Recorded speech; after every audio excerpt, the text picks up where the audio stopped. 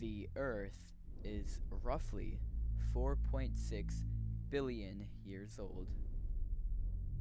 The radius of the Earth is a colossal 3,959 miles, just 1/110th the size of the Sun. Cellular life did not exist on Earth until 700 million years after its creation. The average size of a plant cell is 20 micrometers. That's 1/4 the width of the average human hair.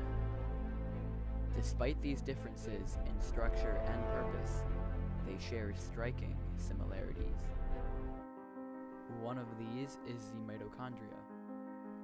This organelle inside cells is responsible for converting food into energy that can be used by the cell. The greatest example of this in relation to the Earth would be the Middle East. The countries in this general area supply over 65% of all crude oil in the world. Oil, as we know, is responsible for transportation, as well as heating our homes, creating asphalt for roads, and so much more. It's hard to imagine a life without this necessary substance.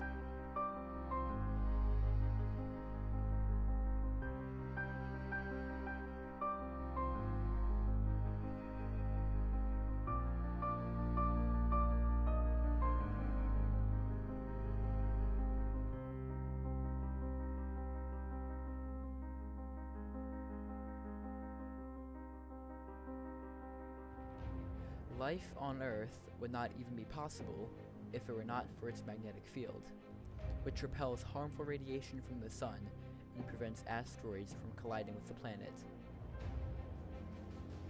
Cells also need a protective layer. We call this the cell membrane. The cell membrane is the physical barrier between the cell and the environment. Without this, the cell could be destroyed very easily.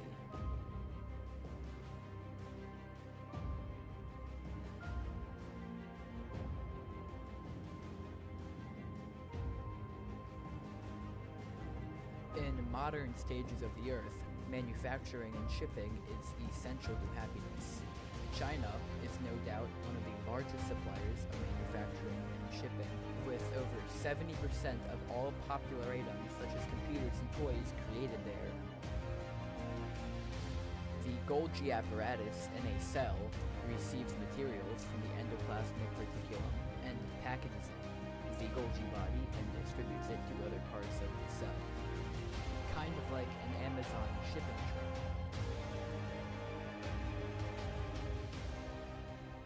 The Earth is comprised of several layers, all of which work together to keep the planet intact. Gravity also plays a part in this story, largely because of the massive size of the planet. The cell wall can be represented as the layers of the Earth, while the cytoskeleton is gravity. The cell wall works the same way the crust does. They both protect and support the structure while allowing nutrients to pass through. The cytoskeleton helps to maintain cell shape, but its primary function is allowing the cell to move, both inside and outside. If we break down the layers of the Earth even more, we see many more similarities. The core of the Earth is like the nucleolus, because they both reside in the center of the system, and they control the functions of many things found closer to the outside. The nucleus is the largest organelle. It directs all cell activities and contains all genetic material for the cell.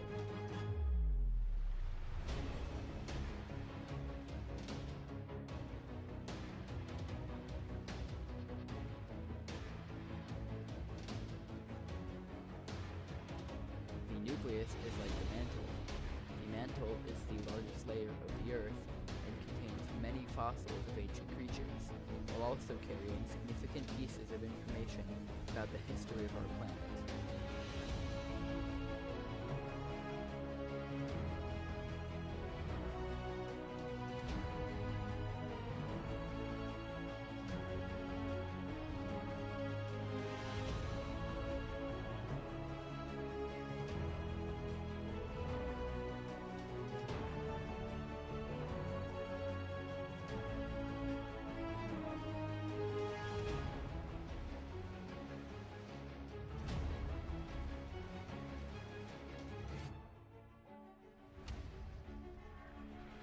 While I already mentioned the crust of the Earth being like the cell wall, it also works as a great example of the nuclear membrane.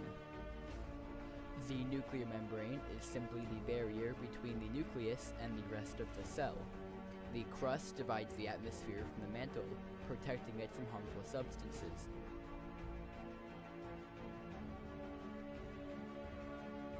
And the last of my comparisons are all things found in nature. The rich soil of the Earth compares very nicely to the vacuole organelle, which stores water, food, and other materials needed by the cell in the same way that soil stores nutrients for plants. The plants and trees found all across the surface of the Earth are similar to the chloroplast, which captures energy from the sun and converts it into food in almost the same exact way plants convert sunlight into food through photosynthesis.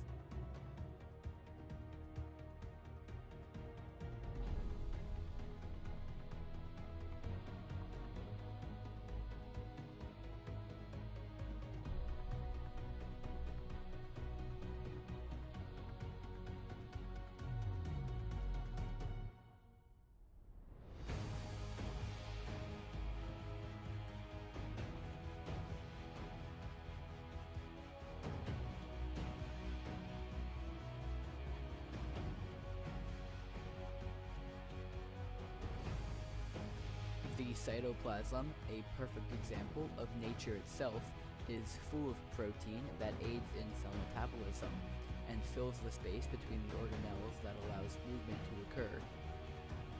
Ribosomes are small, round organelles found in a multitude which produce proteins. These are like animals, which travel throughout the Earth and, when used as food, will allow the other creatures on the planet to thrive, in a way, sacrificing themselves to benefit the rest of the globe.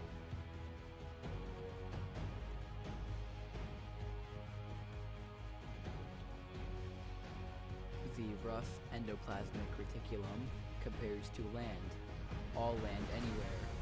Whether it be island or continent, this organelle has ribosomes attached and allows ribosomes to travel through it to get to other parts of the cell. This works in the same way that the land allows all forms of travel to occur. Animal migration, a walk in the wilderness, anything.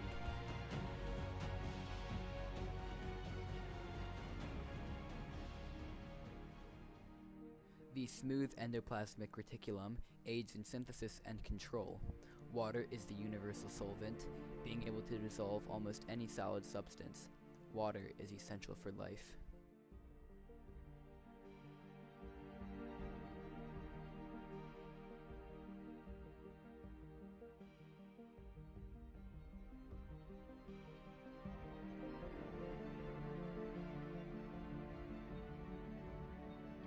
The Earth is a vast, amazing, beautiful creation.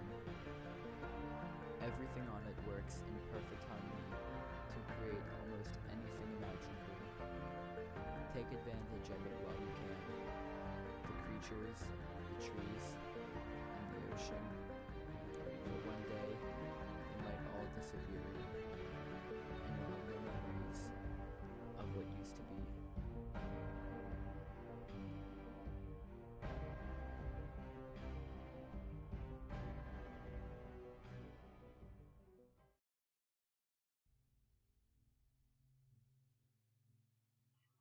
From this distant vantage point, the Earth might not seem of any particular interest.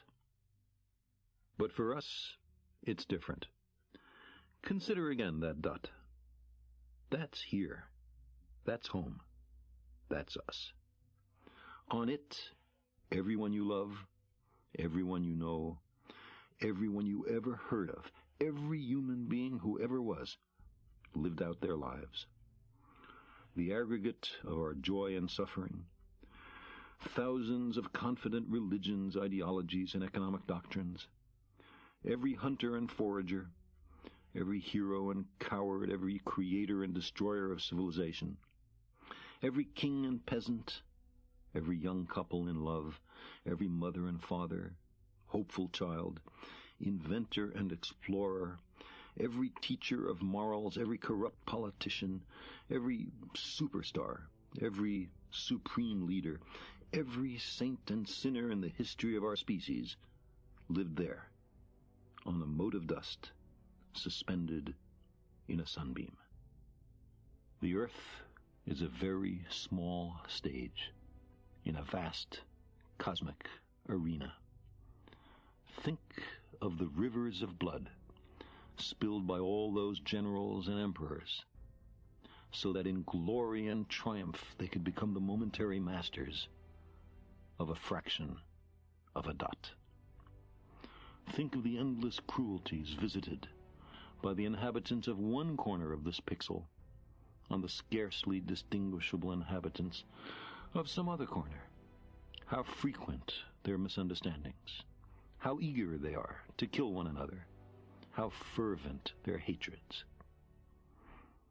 Our posturings, our imagined self-importance, the delusion that we have some privileged position in the universe, are challenged by this point of pale light.